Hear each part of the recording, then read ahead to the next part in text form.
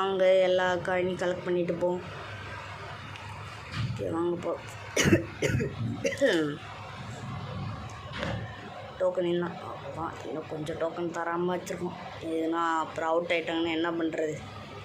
இங்கே வாங்க, இங்கே இறங்கி அரைச்சிருக்காங்கன்னு பார்ப்போம். ஆனால் எவனையும் காணும்.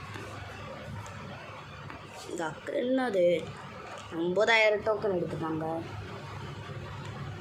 ஷோ எங்கள் அக்கா வர மாட்டேங்கிறான், அவ்வளோதான். இல்லை என்ன தும்பையாக இருது.